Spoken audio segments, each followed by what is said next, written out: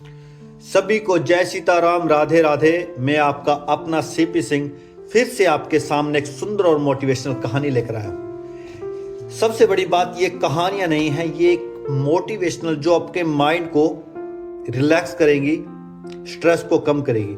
क्योंकि वही कहानियां मैं आपके सामने लाता हूं जो आपको मोटिवेट करें, जो आपको सही राह दिखाएं। तो ऐसी ही कहानी एक राजा की है। एक राजा, बड़ा तेजस्वी राजा, उसका राजपाट बहुत विशाल, बहुत बड़ा साम्राज्य है। उसकी टाइम में जनता को कोई परेशानी नहीं, सब खुशी से रहते थे।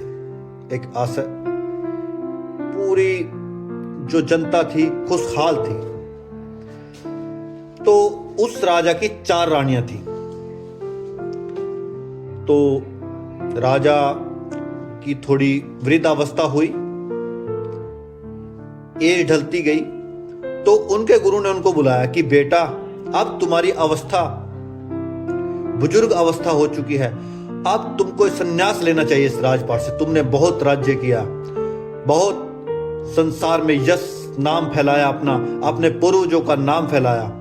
अब तुम अपना यह राजपाट अपने ज्येष्ठ पुत्र को, योग्य पुत्र को देकर जंगल की ओर प्रस्थान करो और प्रभु का गुणगान करो। तो यह बात जब उसके गुरु से उनको सुनी, तो उसने अपने गुरु को बोला, जो आज्ञा महाराज, मुझे कुछ दिन का समय दीजिए, मैं अपनी रानियों से इसके बारे में वार्तालाप करूंगा।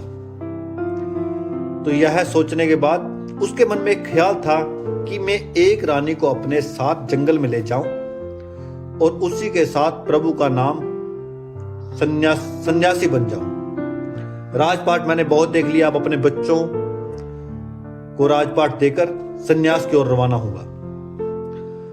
तो सबसे पहले वो अपनी चौथी रानी के पास गया, जिसके साथ उनका लेटेस्ट, मतलब कि ताजा विवाह हुआ था, मतलब कि अंतिम विवाह हुआ था।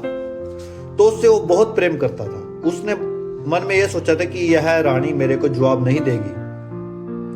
जब वह चौथी रानी के पास गया तो उससे पूछा कि महारानी, मैं आपसे एक बात करना चाहता हूं। उसने कहा कि महाराज बोलिए, क्या बात करना चाहते हो। तो उसने कहा कि मैंने बहुत राज्य किया, बहुत यश फैलाया, अपने खानदान का, अपने परिवार का, अपने पूर्वजों का बहुत नाम यश फैलाया। अब मेरी इच्छा है कि मैं अब प्रभु का नाम जपूं, क्योंकि यह मेरी अंतिम अवस्था है। अपने बच्चे को राजपाट देकर वन की ओर प्रस्थान होना चाहता हूं। क्या तुम मेरे साथ इस शुभ कार्य में मेरा साथ दोगी। रानी ने झट से जवाब दे दिया, नहीं महाराज, यह नहीं हो सकता कि मैं आपके साथ जाऊं। आप अकेले जाइए, आपका स्वागत है, लेकिन मैं इस कार्य में आपके साथ नहीं जाऊंगी। मैं राजपाट देखूंगी और राज्य का कार्य संभालूंगी। उसके इस जवाब से राजा बड़ा दुखी हुआ, क्योंकि वह रानी कभी ऐसे नहीं बोली थी जैसे उसने फटाक से जवाब दे दिया। उसको इंसल्ट फील हुई राजा को। लेकिन राजा ने सोचा, चलो ठीक है। तो राजा वहां से निराश होकर अपनी तीसरी रानी के पास गया, इससे पहले वाली के पास गया। तो उनसे पूछा कि रानी, मैं वनवास जाना चाहता हूं, मैंने बहुत राज्य किया, वही रिपीट की बात, सब कुछ यश फैलाया, सब कुछ किया मैंने, लेकिन अब मैं प्रभु का नाम जपना चाहता हूं। क्या तुम मेरे साथ चलोगी वनवास में। हम दोनों इकट्ठे रहेंगे, प्रभु का गुणगान करेंगे, नाम जप करेंगे। तो उस रानी ने भी यही जवाब दिया कि महाराज, मैं आपके साथ नहीं जा सकती। अगर आप मुझसे ज्यादा जिद करोगे तो मैं दूसरा विवाह कर लूंगी। तो राजा को बड़ा फील हुआ, वहां से उनको फटाक से जवाब मिला। तो राजा वहां से बेतहात निराश होकर अपनी दूसरी रानी के पास गया। 2 रानियों से उनको जवाब मिल चुका है। अब उनकी दूसरी रानी के पास गया। दूसरी रानी से भी यही जवाब किया कि रानी, मैंने बहुत राज्य किया, बहुत नाम ऊंचा किया अपने पूर्वजों का, अब मैं विश्राम चाहता हूं, प्रभु का नाम गुणगान करना चाहता हूं।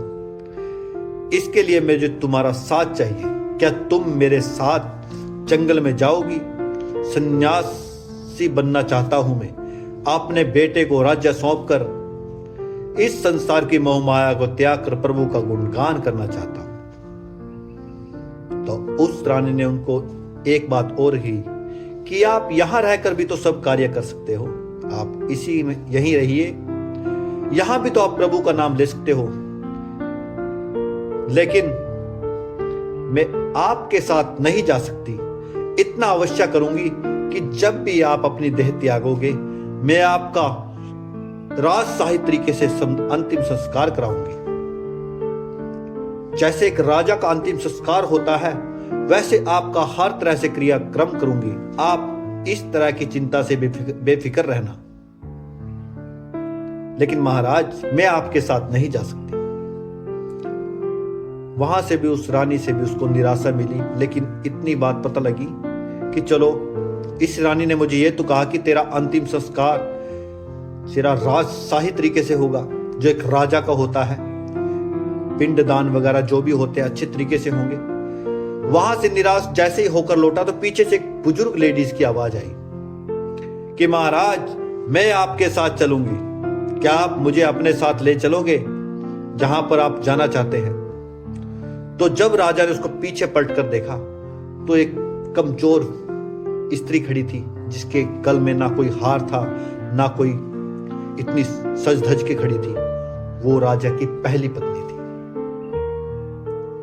पहली पत्नी जिसके साथ उन्होंने पहली बार शादी की थी, पहली शादी, जिससे बेतहा मोहब्बत की थी। लेकिन राजा उन 3 रानियों के चक्कर में अपनी पहली पत्नी को बिल्कुल भूल चुका था, जिसको उसकी देखभाल करनी थी। वो रानी कमजोर थी, बुजुर्ग हुई थी, लेकिन फिर भी उसके मन में यही बात थी कि क्यों ना मैं अपने पति का साथ दूं। इतनी बात सुनते ही राजा भावुक हो चुका। तो राजा सभी रानियों को छोड़कर उस अपनी पहली पत्नी के साथ चल दिया। यह कहानी यहीं कंप्लीट होती है, लेकिन इसका एक मोटिव है। इसका मोटिव मैं आपको बताना चाहता हूं। यह कहानी नहीं, यह आपके जीवन की वो पहलू है जो आपको बताना चाहता हूं। चौथी रानी आपका शरीर है, आपकी बॉडी है, मुझे इसको फिट रखना है, ये रखना है, इसके बारे में सदा सोचता रहता है। सारा दिन कि मुझे गोरा होना है, मुझे स्टाइलिश बनना है, मुझे इस चीज में रहना है। चौथी रानी यह बयां करती है कि इतनी तहज्जुब देते हैं हम अपने शरीर को जितनी नहीं देनी चाहिए। और तीसरी रानी हमारी जो बयां करती है हमारी जरूरत की चीजें, जैसे हम लैपटॉप, फोन वगैरह ये चिप्स खरीदते हैं, इनको हम भाव देते हैं ज्यादा, कि जैसे मैंने वो लैपटॉप लेना है, मैंने कार लेनी है, मैंने आईफोन लेना है, ये लेना है, वो लेना है। वो सिर्फ जरूरत की चीजें हैं। और उस तीसरी रानी ने एक बात और कही थी कि ज्यादा तंग करोगे मैं दूसरा विवाह कर लूंगी। ये चीजें कभी किसी पे टिकती नहीं है। आज तुम चले जाओ, ये किसी दूसरे की हो जाएंगी। फोन बिकाऊ होता है, कारें बिकाऊ होती हैं, ये किसी की नहीं होती। तीसरी रानी यह शिक्षा देती है। और जो दूसरी रानी है वो है आपका परिवार, आपकी फैमिली। दूसरी रानी ने एक बात कही थी कि मैं आपके हर कार्य में शामिल होंगी, मैं आपका अंतिम संस्कार तक कराऊंगी, सब कार्य आपके संपूर्ण कराऊंगी, लेकिन मैं आपके साथ नहीं चल सकती। यह है परिवार, जो आपका नहलाएगा, आपके सब कार्य कराएगा, आपकी जो जनाजा होगा उसको ले जाएगा शमशान घाट में, अंतिम देह कराएगा, विधि विधान से सब कार्य कराएगा, लेकिन अंत में आपके साथ नहीं जाएगा। क्या कोई जाता है ऐसे? कोई भी इंसान, जब घर का कोई इंसान एक्सपायर हो जाता है, उसके साथ कोई नहीं जाता, वहां तक जाता है जहां तक शमशान उसका देह त्याग नहीं हो जाता। और जो चौथी है, जो पहली है, पहली माफ कीजिएगा, जो पहली रानी है वो है आत्मा, सोल, जो जिसकी हम परवाह नहीं करते कि ये नेचुरल आना, ये हमको भगवान ने दे रखी है, क्योंकि हमने इस चीज के लिए फोर्स नहीं किया, ये भगवान ने हमको पहले ही दे रखी है, तो हम उसकी परवाह नहीं करते। लेकिन आत्मा हमारे साथ हमेशा रहती है, वो है पहली रानी हमारी। इसलिए अपनी पहली रानी जो अपनी आत्मा है उसको हमेशा महत्व दीजिए। वही आपके साथ है, वही आपको शांत रखेगी। अगर आप आत्मा को सच्चे हृदय से मनन करोगे, तो एक बार सोचो, अगर आप किसी दुविधा में फंस गए या किसी भारी संकट में फंस गए तो मंत्र आप किसकी सुनोगे? अपने दिल की सुनोगे, वो पहली है। इसलिए हमेशा अपनी पहली पत्नी, अपनी आत्मा को हमेशा याद रखना, उसको ज्यादा महत्व देना। ये बाहरी आडंबर हैं, जैसे मैंने फोनों के बारे में उदाहरण दिया, जैसे मैंने बाहरी बनावट, जैसे मुझे सुंदर बनना है, मुझे ये बनना है, वो बनना है, वो सिर्फ कल्पनाएं हैं। सबसे बड़ी शांति हृदय से होती है। अगर इससे बढ़िया है मेडिटेशन करो। मेडिटेशन से हमारा हृदय साफ होगा, स्वस्थ होगा। यह कहानी यह बताती है कि सबसे सुंदर हमारा आत्मा है, हमारा मन है। जय सीताराम, राधे राधे। अगर आपको यह कहानी मेरी अच्छी लगी तो कृपया इस कहानी पर सुंदर से कमेंट डालें और मेरा मनोबल बढ़ाएं, ताकि मैं आपके सामने इससे सुंदर और कहानियां लेके आऊं जो आपका मनोबल बढ़ाएं, आपका कॉन्फिडेंस बढ़ाएं। मैं आपका अपना सीपी सिंह आपसे विदा लेता है। जय सीताराम, राधे राधे।